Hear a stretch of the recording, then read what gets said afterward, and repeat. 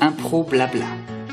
Discussion et échange autour de l'impro, la vie et tout ce qu'il y a entre les deux. Alors, bonsoir. Bonsoir, ça commence bien, toujours. Chez moi, c'est bonsoir. Hein. Bonsoir, bonsoir. Bonsoir en Europe, bonjour au Québec pour cette nouvelle édition d'Impro Blabla, ce hors-série. On profite de la situation pour voyager à partir de chez nous et faire un petit peu un tour du monde de l'impro. On s'est arrêté au Luxembourg, en France et en Belgique. On s'arrête aujourd'hui à Berlin, en Allemagne, avec Denis Aubert, qui fait partie de la LIBER, donc la Ligue d'improvisation de Berlin, si je ne me trompe pas. Exactement. C'est ça. Et pour discuter d'improvisation, de la vie et plein d'autres choses qu'il y a entre les deux. Alors, bonjour Denis, bonsoir en l'occurrence. Ça va bien ? Ça va très bien, Armand. Heureux de faire ce duplex transatlantique. Alors, je voudrais commencer rapidement, savoir un petit peu toi, en tant qu'improvisateur, ton parcours, qu'est-ce qui a fait que tu es arrivé à Berlin et est-ce que tu as commencé l'improvisation avant ? Comment est-ce que ça s'est déroulé depuis tes débuts ? J'ai effectivement commencé l'improvisation à Berlin. J'avais fait un peu de théâtre en langue étrangère, donc en allemand à Berlin. C'est comme ça que j'ai commencé le théâtre, parce que j'avais envie d'en faire depuis longtemps et que mon année Erasmus m'a permis de le faire. Et puis, j'ai eu envie de faire de l'impro. Je me suis renseigné, je suis allé voir un petit peu de l'improvisation en allemand. Et je suis traducteur de métier, mais j'ai pas compris grand-chose. Ça allait vite. Et je me suis dit que si je comprenais pas leurs blagues en tant que spectateur, ça allait être difficile de les suivre en tant que joueur. Et j'ai découvert qu'il y avait un projet d'improvisation qui existait déjà et qui était mené par Marjorie Nadal. Je me suis inscrit à un atelier d'improvisation qui était un atelier d'improvisation franco-allemand, en français et en allemand. C'est comme ça que j'ai commencé, et c'était il y a quelques années. D'accord. Donc toi, ça fait depuis combien de temps que tu es à Berlin exactement ? Moi, ça fait 15 ans que je suis à Berlin. Parfait. J'ai commencé en 2011. Donc tu es français d'origine, si je ne me trompe pas. Absolument. Et donc le projet dont tu me parles, toi, c'est quelque chose que tu as rejoint en cours de route, mais la LIBER en tant que telle, c'est... La LIBER est complètement... Ouais, exact. Tu allais dire prolongement, je crois. C'est ça. Et c'est exactement ça. C'est tout à fait né de ça, c'est-à-dire que le format de représentation privilégié, de production d'ateliers, c'était le match, inspiré de votre modèle, du modèle québécois, du match d'improvisation, adapté en multilingue. Et moi, j'ai souhaité continuer ça. Donc, il y a eu des petits, d'autres petits groupes qui se sont formés à partir de ces premières expériences. Et la LIBER a poursuivi en tout cas cet héritage du match en particulier. Donc, ça fait en fait 10 ans quasiment qu'il y a des matchs d'improvisation franco-allemands à Berlin. On remplit pas des zéniths, mais c'est très régulier et ça marche bien. Et la LIBER est née de ça en 2017 du coup. D'accord, donc c'est vraiment c'est un beau projet déjà, mais un projet multiculturel en quelque sorte. Est-ce que vous êtes combien de membres dans cette troupe ou association ? Alors c'est pas une association, mais c'est rattaché à une organisation d'intérêt public. Et on est une trentaine à la LIBER cette année, cette saison. C'est lié, effectivement, c'est interculturel au sens où il y a des gens que ça intéresse de jouer en français, il y a donc des Allemands que ça intéresse de jouer en français, il y a des Français que ça intéresse d'improviser en allemand, il y a des Belges, des Portugais, Okay. Et donc l'essentiel de vos spectacles sont bilingues ou même trilingues ? Toujours. Ils sont toujours bilingues au minimum. Trilingue, ça arrive aussi. Donc le principe de base, c'est qu'on joue en franco-allemand. Et suivant les groupes qu'on rencontre, ce qu'on fait de plus en plus, on le faisait un peu moins au départ, pour plusieurs raisons, mais euh, maintenant on rencontre vraiment très régulièrement d'autres troupes d'improvisation, d'autres groupes. Et à Berlin, on a notamment rencontré un groupe italien, Mhm. des Italiens qui jouent à Berlin, qui sont installés à Berlin. Et donc on a fait un match franco-italien. Oh. Et, et comme on est un peu joueurs, on les a fait jouer en français évidemment. Nous, on a joué en italien et on a aussi joué en allemand parce qu'on est à Berlin, donc on Ah joue en ouais, allemand. évidemment. Et, et donc, votre public est essentiellement germanophone également, ou ça s'adresse plus à des expatriés ou C'est des assez multi... varié. Mhm. Euh, c'est souvent des gens francophiles, je dirais. D'accord. Pas forcément qui parlent bien français. Il y en a des fois aussi, évidemment, qui parlent pas français du tout. Euh, donc c'est un public assez mixte. Mais en général, il y a une affinité pour le français qui fait qu'on va vers ça plutôt que vers un autre spectacle d'improvisation. Du coup, il y a de Mm. la curiosité par rapport à ça, c'est clair. Donc, si je comprends bien, c'est le projet vraiment articulé autour du match. Ça vous permet de rencontrer, soit faire des matchs entre vous en tant que membre de la Libère, soit pour rencontrer d'autres équipes. Est-ce que les Allemands, le milieu culturel allemand, était habitué à l'impro? C'est quoi l'approche qu'ils ont par rapport à ça? Euh, je rebondis sur ce que tu dis justement sur le match, sur le fait que ça avait un avantage pour nous, c'est-à-dire que les gens connaissaient les conventions. Mhm. En jouant avec les genres en particulier ou sur des scènes précises, on sait un peu à quoi s'attendre, en tout cas on sait dans quel cadre on va jouer. Du coup, on passe cette barrière-là, on sait à quoi on va jouer, entre guillemets. Donc c'est un format très, très chouette et intéressant pour ça, pour nous. Y compris quand on va pas comprendre par la langue, on sait quand même que, ok, on joue un film d'aventure, on joue un film d'horreur, on a ces contraintes-là et on va jouer ça. Mhm. Déjà, ça va nous aider. Et du coup, comme j'ai rebondi sur ta question, j'ai oublié la deuxième que tu m'as posée, mais qui était bien aussi. C'était à savoir, est-ce que justement le Oui. milieu allemand, je ne sais pas si on peut l'appeler comme ça, mais le milieu culturel allemand connaissait ce format-là déjà? Euh, on a finalement joué assez tard avec un groupe entièrement allemand Mhm. ici. On l'a fait il y a 2 ans. On a vraiment fait un match avec un groupe entièrement allemand de Berlin. Et, et quand je les ai approchés, ils m'ont dit: Ah oui, oui, le match on connaît, mais on n'en faisait plus. Donc moi j'étais parti du principe que ça ne se faisait pas juste. Mhm. Mais ils en ont fait et ils ont plus ou moins arrêté d'en faire. Mais ce qu'ils ont, c'est le Theatersport, Ouais. euh, qui est, euh, qui est inspiré de Johnston plus directement. Mhm.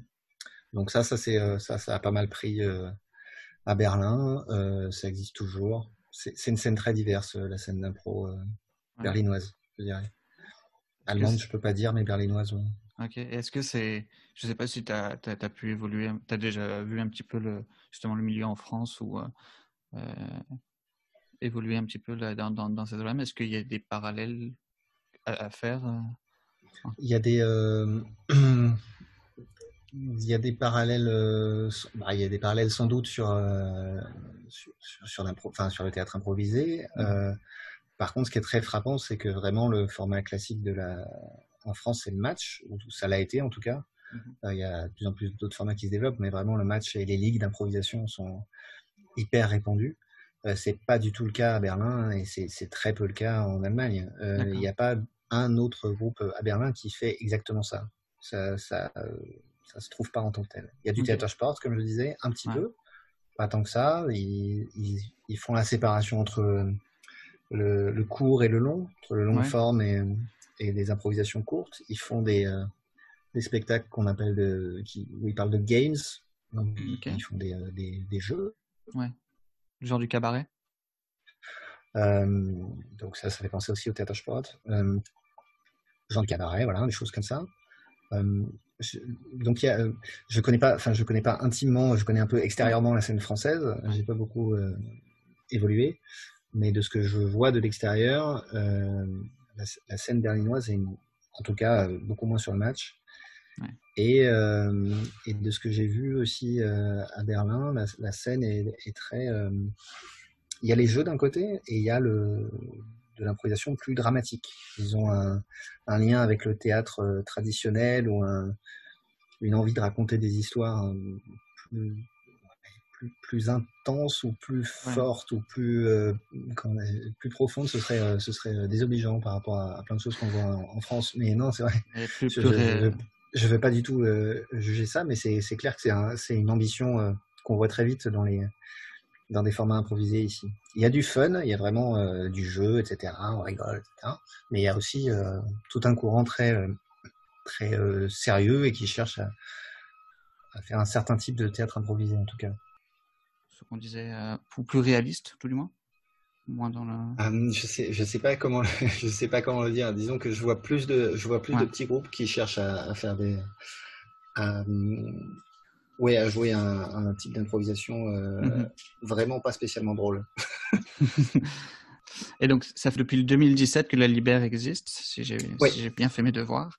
Comment est-ce qu'elle a évolué depuis ce temps-là? On était un peu moins. Après, la vocation, Marjorie Nadal est toujours dans l'histoire.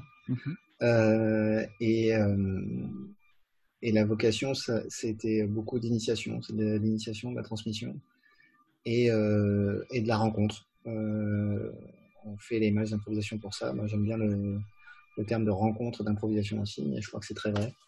On a cette vocation, et cette vocation, on l'a gardée. Donc on a de l'initiation, et il y a d'autres groupes qui sont nés de ça aussi au fur et à mesure. Donc on retrouve des joueurs un peu partout qui essaiment, des petits groupes qui sortent. Et ensuite, comment elle a évolué au cours des 3 années? Elle a grandi plutôt. Elle s'est orientée encore davantage vers le franco-allemand. On a une coach qui est allemande et qui joue dans dans plusieurs groupes à Berlin, et qui assure la moitié des ateliers, par exemple, pour donner une idée, vraiment en allemand, alors que c'était vraiment tout à fait minoritaire au départ, et qui nous oriente vers un jeu plus émotionnel, et donc en allemand principalement, et qui ne comprend rien à ce qu'on joue quand on joue en français, puisqu'elle ne parle pas français. Donc ça a un côté, voilà, moi j'aime beaucoup cette ouverture et cette façon de diriger, et voilà, un jeu plus émotionnel. Et on avait fait, juste avant la grande fermeture, on avait fait un premier long format basé globalement sur le voyage du héros, toujours en franco-allemand. Voilà, c'était une des évolutions en cours, et une des grandes évolutions, c'est vraiment de jouer de plus en plus avec d'autres groupes. D'accord. On joue au moins une fois par mois, plutôt plus, et on avait 4 voyages prévus cette année en France notamment, plus plusieurs groupes qu'on recevait de France. On a eu le temps d'en recevoir un qui est vraiment venu de France, plus d'autres groupes berlinois qu'on a rencontrés. Donc une programmation quand même assez étoffée. Ouais, on essaye. On essaye. Et on est passé sur Arte, alors on est très fiers. On est passé sur la chaîne franco-allemande. Depuis le temps qu'on se dit que quand même la culture franco-allemande, c'est nous. Voilà, on est passé à la télé. Maintenant, on peut écrire vue à la télé. Non, mais ça vient mettre en valeur un long travail. C'est vrai que ça fait longtemps qu'on fait ça. Oui, bien sûr. Qu'on espère que c'est une qualité de rencontre, en tout cas, qui est évidemment. Et je voudrais revenir justement sur les ateliers d'initiation dont tu parlais. Pour n'importe qui, que ce soit un francophone ou un germanophone à Berlin qui souhaiterait se lancer dans l'improvisation, il peut passer par vous, il peut passer par d'autres structures éventuellement. Est-ce que c'est accessible en termes justement de jeu, ou est-ce que ça prend, pour jouer sur une scène d'improvisation à Berlin, c'est envisageable? C'est une question intéressante parce que je ne me la suis jamais posée comme ça. Ouais. Toi, quand tu as voulu faire de l'improvisation, toi personnellement, à l'époque,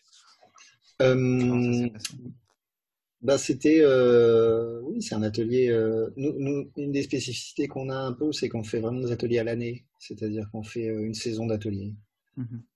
On se tient à ça globalement. On s'inscrit en septembre et on est de septembre à juin là. C'est vraiment quelque chose qu'on essaie de soutenir et d'appliquer de cette façon-là, parce que c'est une des meilleures façons, si possible, d'avoir une belle dynamique de groupe, que les gens se connaissent, que les gens se fassent confiance, qu'ils fassent confiance à eux-mêmes et qu'ils fassent confiance aux autres, et que comme ça, on puisse être amené à jouer de façon plus libre. Et libère et libre, c'est pas loin, et c'est pas pour rien.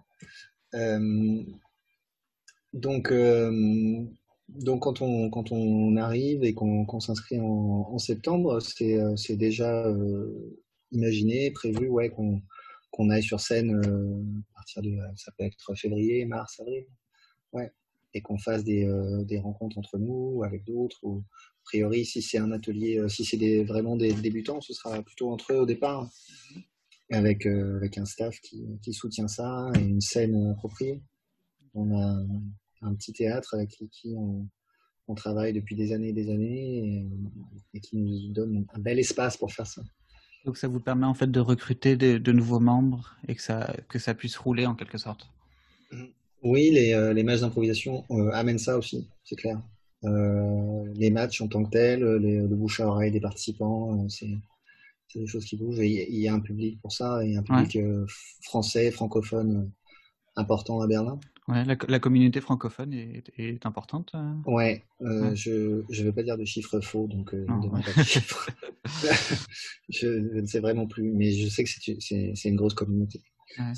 Ce que je trouve personnellement plus compliqué, justement par rapport à cette idée d'être dans la durée, c'est de trouver des participants qui ont envie de s'engager sur un an, ou qui arrivent à s'engager sur un an, au sens où les parcours sont de plus en plus mobiles, où on est moins habitué aussi à faire des choses sur le long terme. On a envie d'essayer et puis de repartir parce que voilà, ouais. on a fait 2 mois d'impro, ça va quoi. Ça va, on a compris.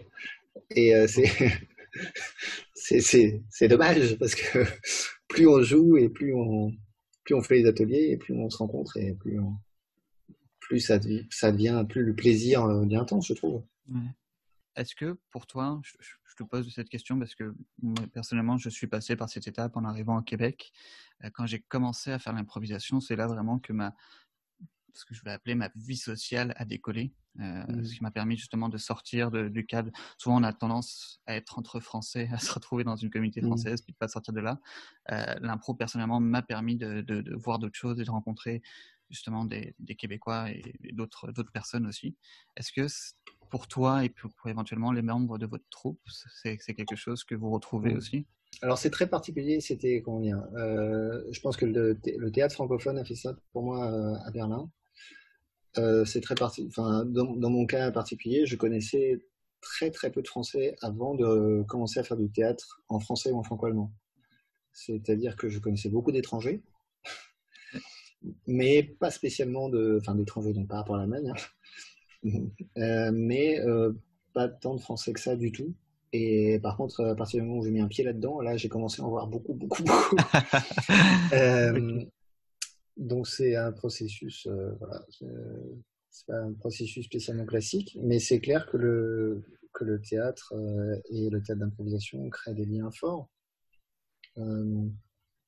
C'est des liens continus, c'est le plaisir de faire ça sur une saison, c'est clairement ça aussi. Mm-hmm. Je pense que les gens recherchent ça et sont heureux de ça aussi, oui. Puis je te cache pas qu'il y a quand même aussi beaucoup de Français qui en font, qu'on retrouve dans le milieu de l'impro à Montréal, donc on se retrouve là aussi, ça n'empêche pas. Mais... On a une invitation pour jouer en octobre, mais on n'y croit plus trop malheureusement. Ah, c'était où?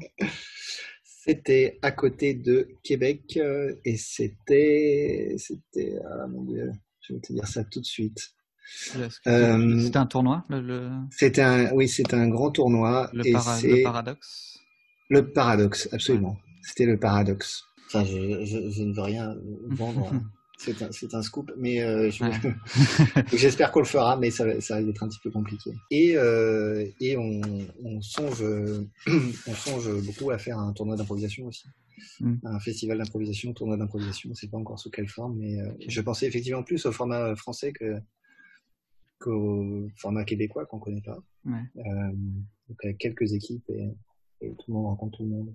Quand vous formez des nouveaux joueurs à cet aspect-là, c'est quoi la démarche explicative pour justement leur faire relativiser cet aspect compétitif?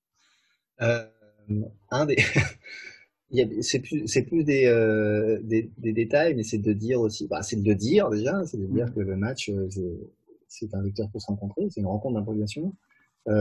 Ensuite, c'est de dire que le public vote n'importe quoi. Donc, c'est pas essayer.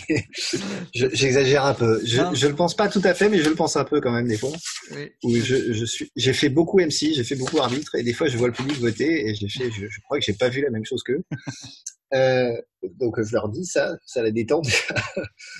euh, et, euh, et le plaisir passera pas par là, quoi. Le plaisir passera pas par là. Alors après, si on est dans une équipe ou dans un groupe qui perd à chaque fois, ça risque d'être pénible au bout d'un moment. Mais le public, comment dire, le plaisir passe pas par la victoire. Oui, ça fait plaisir que les gens votent pour soi, mais c'est un très bon exercice pour l'ego à ce niveau-là. Exactement, c'est ce que j'allais dire. Ok.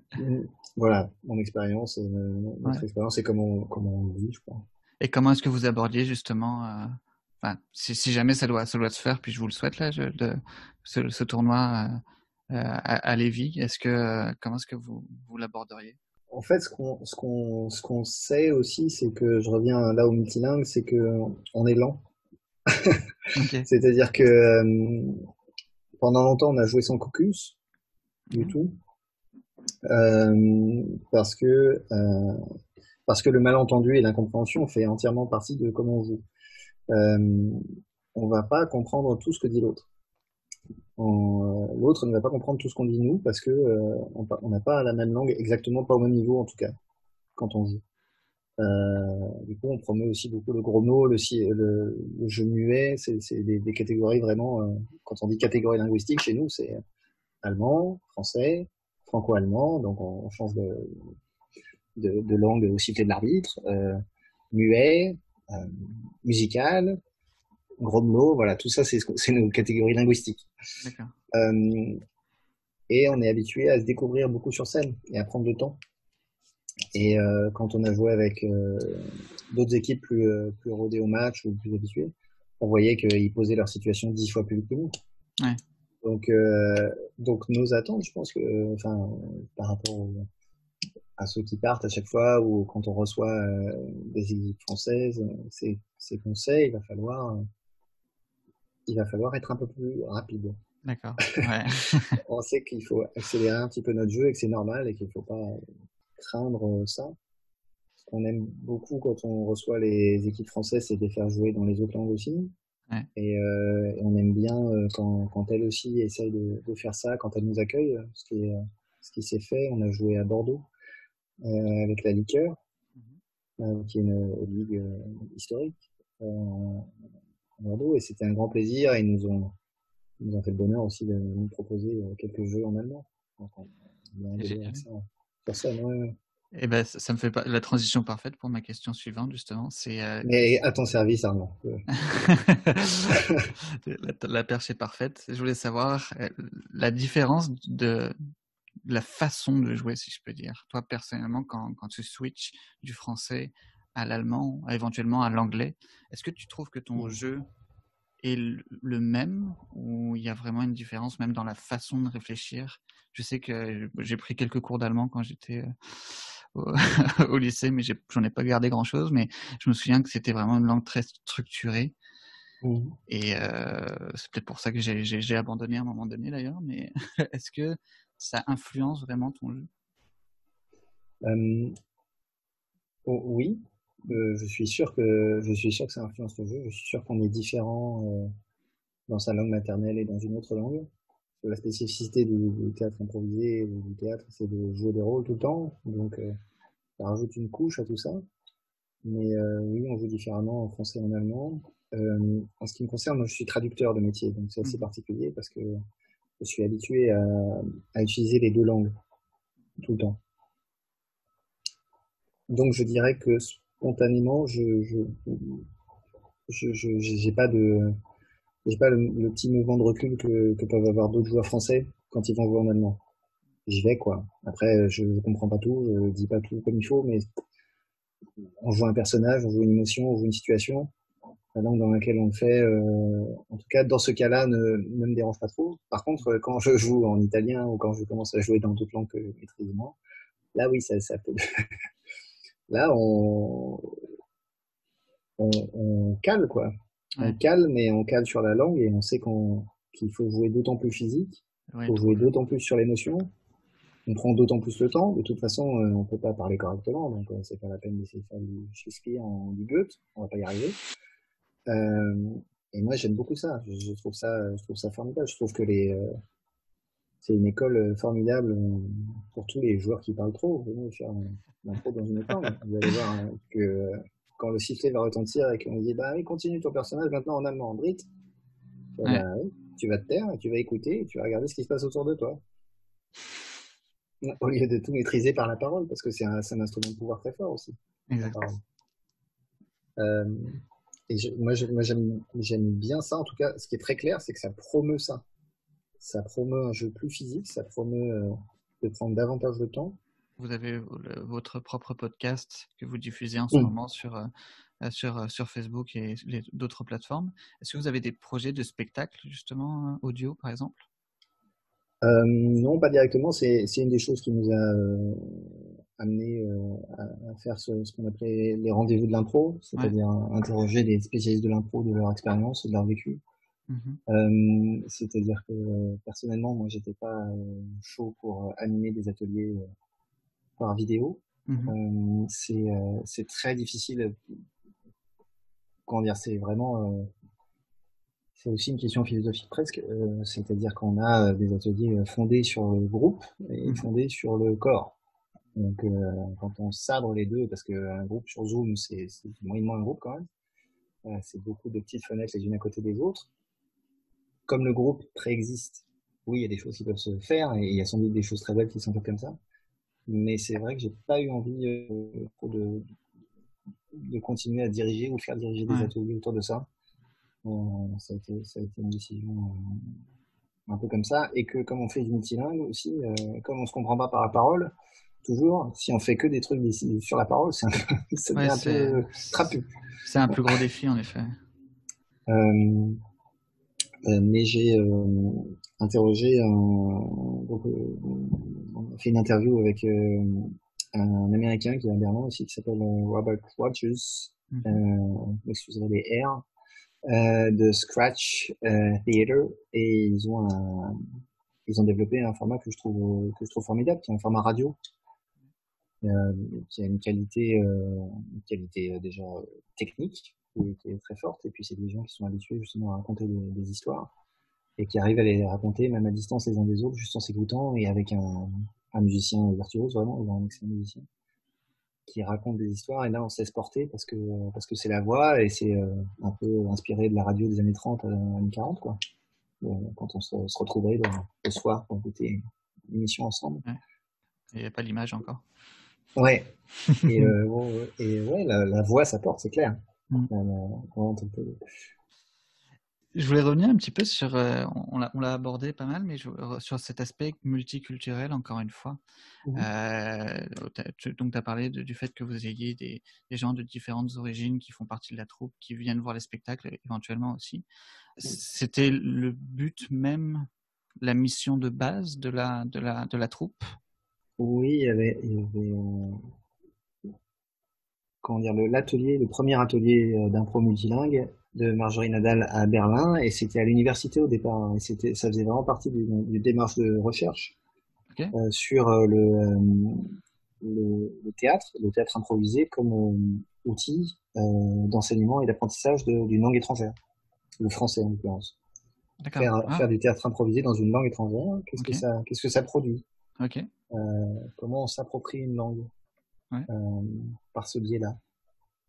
Et, euh, et ça a continué. Et, C'est-à-dire que effectivement, il y a la LIBER, il y a la Ligue d'improvisation de Berlin, donc les matchs multilingues, les rencontres multilingues. Et à côté de ça, il y a Théalingua, auquel on est rattaché, c'est là. mhm. Théalingua, théâtre et langue, euh, qui est un centre et une équipe d'intervenants qui vont dans les écoles pour faire du français par le théâtre. D'accord. Ok. et qui forme aussi des professeurs, des animateurs à ces techniques-là pour permettre de transmettre les langues étrangères par le théâtre. Ça m'intéresse énormément, justement, cet aspect-là. Est-ce que, à partir de ces recherches, c'est quoi les principaux enseignements qu'elle a pu déceler? Oui, oui, bah je fais aussi partie de leur équipe. Ouais. C'est c'est un peu les mêmes. Alors c'est pas les mêmes finalités évidemment. Mhm. Il y a des finalités très pragmatiques pour certains professeurs qui cherchent simplement à ce que leurs élèves prennent la parole, etc. Mais je crois que ça va un peu au-delà de ça, c'est-à-dire que c'est basé sur à la fois le corps, le collectif et l'engagement. C'est-à-dire qu'on veut que les jeunes s'approprient une langue dans leur corps, c'est-à-dire qu'on dit c'est pas le plus important, ça va pas être de faire des phrases très longues ou très compliquées ou de les faire correctement, mais que ce soit les leurs, que ce soit voilà, que ce soit les phrases des élèves, des jeunes, que vraiment ils se disent ok, j'ai dit aujourd'hui c'est mon anniversaire, mais je l'ai dit en pleurant, je l'ai dit en criant, je l'ai dit avec colère, je l'ai dit avec une joie intense, et c'est devenu mon texte. Et puis je l'ai dit avec tout mon corps. Ma langue, c'est pas juste dans ma tête, c'est pas juste papier, c'est quelque chose que je vis dans mon corps. Mhm. Et puis je l'ai vécu avec un groupe, c'est-à-dire qu'on est tous ensemble à partager ça. On fait pas des solos les uns après les autres, on va ensemble faire des effets de groupe, des effets de chœur, des effets qui vont permettre de mettre en valeur ça. Et puis c'est l'engagement, c'est-à-dire et c'est là aussi où ça se diffère un peu de l'improvisation, c'est-à-dire qu'ensemble, ça va être les élèves vont faire de la création théâtrale. Mhm. Ils vont se mettre ensemble pour faire une scène ou pour faire un petit spectacle, etc. Et il y a ce projet-là qui va les tenir et qui va leur donner envie d'aller au bout et de s'approprier les quelques phrases qu'ils auront peut-être dans le spectacle, de répéter avec entrain le texte du personnage principal d'une scène. Euh, ces piliers-là sont hyper importants en improvisation Ouais. et amènent les jeunes vers autre chose Ouais. dans l'apprentissage des langues. Et je trouve ça génial. Et en fait, vous avez développé des procédés pédagogiques à travers cette discipline théâtrale, improvisée ou non. Absolument. Et les résultats, en général, je sais pas si on peut appeler ça vos étudiants. C'est très complémentaire à un enseignement académique et c'est Ouais. très différent. Mm. Et c'est une opportunité très claire de s'approprier quelque chose. Ça devient, ça fait partie entièrement de l'élève. Souvent, les professeurs nous disent ah, c'est marrant parce que lui, vraiment, d'habitude, ben oui, oui, normalement, d'habitude, il est assis à une chaise à son bureau. Et là, on a besoin de la participation des élèves. Enfin, Ouais. on peut pas faire sans. On peut pas Ouais. faire sans.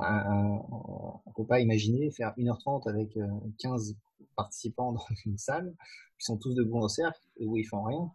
Ça, on va leur donner envie, petit à petit, de faire quelque chose ensemble. Ouais. Et je vais te poser une question dont je connais peut-être déjà la réponse, mais est-ce que tu penses que c'est un outil dont on Je devrait pense que ça devrait être partout dans toutes les écoles ouais. du monde. C'est ça ta clé. Exact.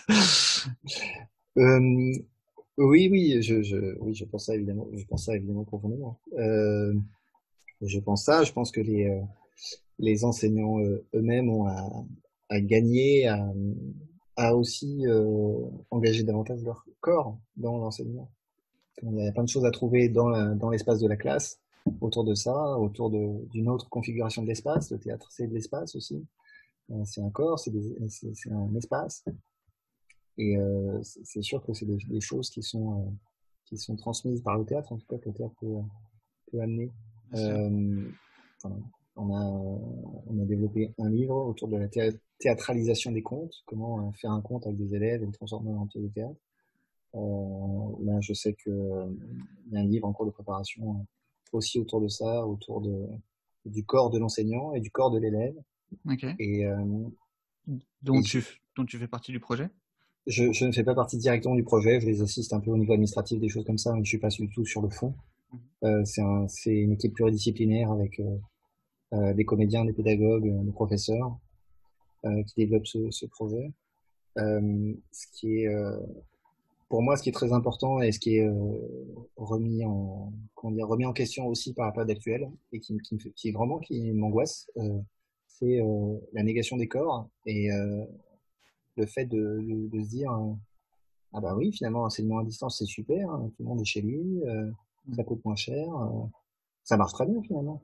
Ouais. Et puis les grosses boîtes vont être ravies de fonctionner comme ça et de faire des économies comme ça. Et c'est une catastrophe. Enfin, Ouais. c'est déjà difficile pour globalement de tirer son attention d'un écran. Et moi le premier, hein, enfin, un smartphone, c'est attirant d'une certaine façon. Mais la relation des élèves entre eux, la relation des élèves avec leurs professeurs, c'est quelque chose de primordial et de fondamental. Ouais. Enfin, c'est ça, devenir un être humain, c'est ça aussi. Et on va pas à l'école que pour apprendre des matières. Ouais, et puis être en contact social. Et en contact physique, là. Ouais. C'est-à-dire qu'on nous explique que s'aimer, c'est être à distance, que faire attention à l'autre, c'est surtout pas le toucher. Et c'est un peu orwellien quand même. Je comprends évidemment l'aspect sanitaire, c'est pas la Ouais. question. Mais ça fait beaucoup penser à l'amour, c'est la haine, ou la paix, c'est la guerre, quoi. Mm. C'est compliqué comme discours. C'est un Bien discours sûr. qu'on entend beaucoup là.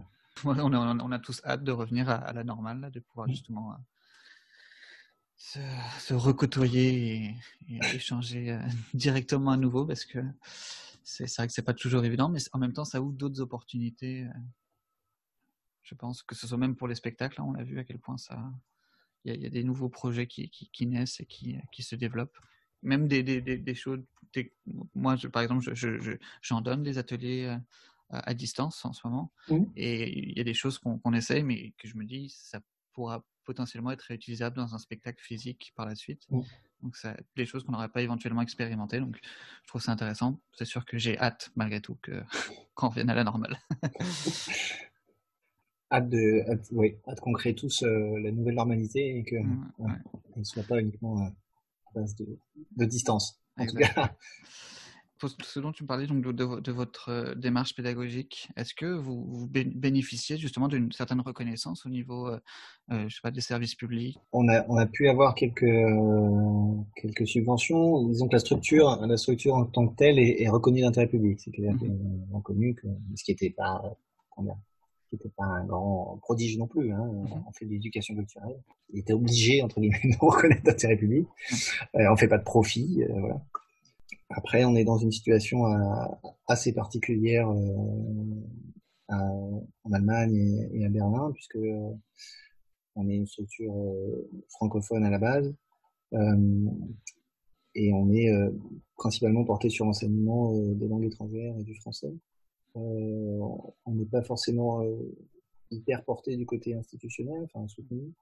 Nos sources de revenus dépendent essentiellement des écoles qui font appel à nous, ou des enseignants qui ont envie d'être, ou des comédiens aussi, qui ont envie de se former à la partie pédagogique. Nos revenus viennent des participants en très grande majorité. D'accord. On a des allègements fiscaux, des choses comme ça, mais on n'est pas spécialement subventionné. Voilà. Et c'est financé en général sur des fonds publics classiques, quand on vient dans les écoles, etc. Mais là, on vient à une différence entre la France et l'Allemagne, c'est-à-dire que les écoles ont beaucoup plus de liberté là-dessus. Est-ce que tu sais s'il y a un équivalent du projet, du trophée impro et culture et diversité, comme qui se fait en France entre différents établissements scolaires? Trophée d'impro des collèges, non, un truc comme ça. Ouais, ouais. Je connais pas bien en fait, pour tout te dire, j'ai découvert ce projet dans un podcast même avec une Ok. intervenante française. Ouais. Euh, je ne crois pas. Je ne crois pas que ça existe en Allemagne.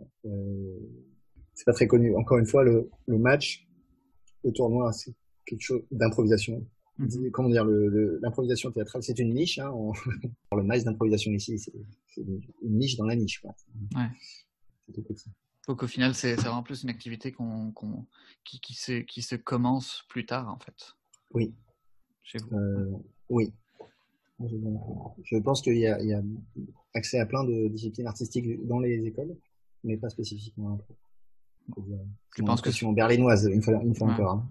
Je suis à Berlin et c'est ce que je connais.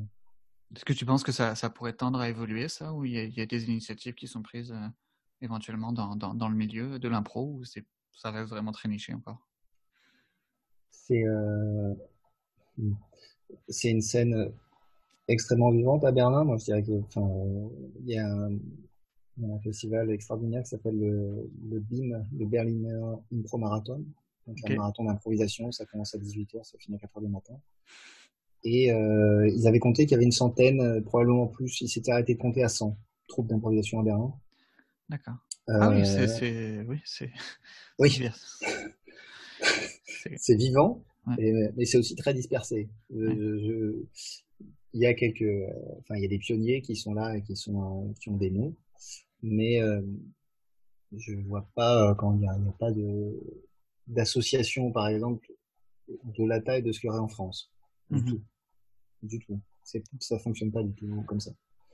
mhm. Les joueurs peuvent se retrouver dans plusieurs groupes en même temps. C'est plutôt, je dirais pas que c'est la norme, mais c'est assez fréquent. Ouais. Euh, c'est assez dispersé, quoi. Ouais, bah, je pense que c'est un petit peu l'équivalent de ce qui se fait au Québec. Enfin, c'est vraiment là aussi très diversifié en termes de style, de Mm. calibre, de taille aussi, comme tu le mentionnais. Puis, Mais j'imagine qu'il y a quand même des associations grosses. Enfin, quand je dis grosse, c'est ouais, quand je dis qu'on est 30, les gens disent, ah, 30, mais c'est énorme. ouais. Bah, Euh, je pense que en France, c'est 30, ils trouvent ça normal. Enfin, c'est une ligue. bah, je te dirais, oui, c'est ça au Québec, c'est vraiment ce qui prédomine, donc c'est le format de la ligue, donc Mm, des groupes qui font leur recrutement en début de saison, ça change, mm, la composition des ligues change à chaque année, et c'est une vingtaine de personnes. Donc là, d'accord. ils font leur match une fois par semaine, les équipes qui se rencontrent, c'est le format qui existe le plus. Il y a des organisations comme justement type la Rocambolesque ou un Pro Montréal qui ont une communauté qui est un peu plus élargie. Donc nous, on parle d'une soixantaine, soixante-dizaine de personnes. Mm, Et là pareil, on dispatche nos membres selon les spectacles et on fait rouler ça. La plupart des ligues, c'est vraiment se trouve une scène dans un bar, un cabaret spectacle, et mm, ils jouent là pour faire vendre de la boisson aux diffuseurs. Puis l'arrangement marche très bien comme ça permet. mm. Ce que je comprends, c'est que c'est un petit peu la même chose à Berlin. C'est plus petit. Ouais. Enfin, à Berlin, il y a des ateliers, il y a peu d'ateliers sur l'année, je dirais. Les ateliers sont proposés sur 8 semaines, etc. Donc, il y a vraiment des troupes professionnelles ou mélangés professionnels amateurs, mais c'est des troupes de. Je pense que s'ils sont 10, c'est déjà énorme. Ouais, ok, En général, c'est plutôt moins. d'accord. C'est des petits groupes d'improvisation qui fonctionnent. Énormément de spectacles d'improvisation sont basés sur 5 personnes, finalement, 5 joueurs, et c'est fini. À 6 contre 6, plus avec MC, arbitre. Là, on a des traducteurs parce que sinon on comprend rien. Donc on traduit tout ce que dit le MC, on traduit tout ce que dit l'arbitre.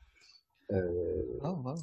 les gens trouvent que enfin, ils sont pas loin de nous dire c'est n'importe quoi, il y a beaucoup trop de monde sur scène. Bah, Alors que c'est un classique, c'est le classique du classique en fait. ok, mais ça, je suis super intéressé à savoir, ça se passe comment, un match bilingue? Donc, tu dis, vous avez des traducteurs. Oui, Est-ce que c'est un joueur dit une phrase en allemand, par exemple, puis il y a quelqu'un qui au micro qui traduit? Comment ça fonctionne? euh, oui, il y a deux aspects. Il y a deux Ouais. aspects. Il y a tout ce qui est le staff. Ouais. Le staff est traduit, donc le MC est traduit et l'arbitre est traduit. Alors il se peut que ce soit, enfin, on a créé un peu le personnage du traducteur qui traduirait tout, ces Mhm. rôles-là, qui traduit ce que dit le MC, qui traduit ce que dit l'arbitre. Euh, Ça peut être un rôle joué aussi par un arbitre qui va traduire, un assistant arbitre va traduire l'arbitre principal, par exemple, ce genre de choses. On peut avoir des duos franco-allemands, des choses comme ça. Ça, c'est le staff. Il faut que le public allemand et français comprennent ce qui se passe. Ouais. Ok, qu'est-ce qui se passe? Il y a des équipes, okay, qu'est-ce qu'ils font, pourquoi ils sont là, etc. Il faut qu'elles comprennent ça. Ah, ok, on va avoir une improvisation type film d'horreur. Ok, 2 minutes. Ok, ça j'ai compris, hein, très bien. Après, l'improvisation se joue et l'improvisation, elle n'est pas traduite. D'accord. L'improvisation, c'est un peu ce que je disais sur le côté ne pas se comprendre. On va Mhm. poser des formats et on va voir les joueurs se débrouiller avec la langue qu'ils maîtrisent ou pas, ou moins, Mhm. pas du tout. Et donc, Et on va les. l'arbitre mentionne si l'impro sera en français ou en allemand Oui, avant chaque? Ou c'est en c'est vraiment, alternance? c'est vraiment notre spécificité. On essaie d'équilibrer entre le français et l'allemand. D'accord. Plus de saupoudrer beaucoup de gros mots, de muets, de musical, de choses comme ça. On essaie que tout le monde y trouve son compte et que le public puisse se dire, ok, je suis français, mais je suis pas désavantagé quand je vais voir ce spectacle, ou je suis Ouais. allemand, mais je suis pas désavantagé quand je vais voir ce spectacle. Et pas avoir des Français baragouiner entre eux et me laisser complètement en dehors de ce truc-là. Non. Ouais. Le spectateur allemand va comprendre ce qui se passe et va comprendre 50% en tout cas du texte. Et avec un peu de chance, 90% des impros, si elles sont très bien jouées et qu'on comprend, même sans comprendre le texte, on comprend les relations des personnages entre eux, qu'on Ouais. comprend ce qui se passe, ce qui se joue sur scène. D'accord. Et les comédiens le savent, ça, qu'il y a cet aspect-là à prendre en compte, j'imagine. Oui, bah, et puis ce qui est toujours bien, c'est de toute façon, ils sont régulièrement lancés dans l'eau froide, c'est-à-dire ceux qui parlent très bien en français et qui disent ah super, je suis dans le français, je vais bien m'éclater. Oui, tu vas t'éclater, mais là, tu vas jouer dans une improvisation allemande et il va falloir que une fois encore, il va falloir que tu joues la scène. Il va pas falloir que tu la racontes, il va falloir que tu la joues et que tu la comprennes. Et de la même façon que les spectateurs, je pense, aiment voir les improvisateurs se débrouiller avec des choses inattendues et surprenantes, je pense qu'il y a un plaisir de voir des joueurs ne comprenant pas ce qui se passe, jouer quand même et faire comme si. Et dire, oui, si, si, je comprends. Et tu sais bien que dès qu'il ouvre la bouche, que tu l'entends dire une phrase en allemand, tu Ouais. entends la phrase et tu fais lui il parle allemand depuis 2 mois, lui. Ah ouais. Euh, mais c'est pas grave. Il a continué la situation. Il a joué le Ouais. plombier, il a continué à réparer les trucs. Mais, Voilà. mais c'est une situation qui m'était familière à mes débuts, justement, au Québec, à Montréal. En québécois. Bah, c'est quand on se retrouve sur scène, c'est sûr que, bon, encore une fois, maintenant ça va, là, j'ai plus aucun problème à ce niveau-là, mais mes premières scènes, j'ai du souvenir de ne pas comprendre du tout, que ce soit en Mmh. caucus ou même sur scène, et Ouais. encore, ça forme à la dure, on va dire, mais ça forme. Donc, c'est une expérience qui me retenterait vraiment beaucoup, je pense. Mmh. À la fois en tant que même que spectateur, là, ça serait, je pense, il y a vraiment quelque chose à tirer de ça, du plaisir, au-delà de l'artistique, en fait. Oui, il y a cette expérience-là. Et au niveau de l'artistique, il y a une tendance que je trouve intéressante qui est d'aller vers l'universel. C'est-à-dire de pas jouer trop sur les références culturelles, trop Ouais. mono-région, monolingue, mono-pays. C'est de dire, on va aller, il va falloir aller plus loin parce qu'on va pas comprendre. On va pas développer l'imaginaire autour d'un dessin animé qu'on regardait quand on était petit dans les années 80 parce que Ouais. mon partenaire n'a pas vu ce dessin animé, il sait pas ce que c'est. Donc il va falloir jouer sur qu'est-ce que c'est d'être frère et sœur, qu'est-ce que c'est d'être Ouais. employé salarié, qu'est-ce que c'est d'être ami, qu'est-ce que c'est d'être tout ça Mm. et quelle situation ça amène. Ouais, Et ça. c'est là-dessus, c'est vers ça qu'il va falloir aller parce que placer une blague et un jeu de mots, ça va amuser 10 secondes, mais il se peut que mon partenaire ne comprenne pas du tout. Exact. Et de toute façon, on va pas pouvoir faire que ça, quoi. Il va falloir faire des histoires ensemble. Puis, ouais. Puis maintenant que tu le dis, en fait, je pense que c'était même l'une des principales barrières au début qui m'empêchait de comprendre Bien sûr. certaines scènes. Les Puis, accents, etc., on zappe ouais, ouais, quasiment. On joue avec l'accent berlinois parce qu'on est bien obligé. Enfin, on est là, quoi. Donc, on voit à peu près ce que c'est. Mais ouais, on sait que on va pas pouvoir faire son spectacle là-dessus, quoi. C'est pas ouais. possible. Eh ben.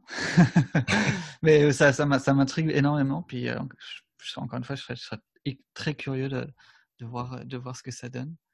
Si On jamais. a un projet, du coup, sur ce sujet, pardon, on a un projet qui devrait arriver fin septembre, on espère, avec les instituts culturels d'Europe, Mhm.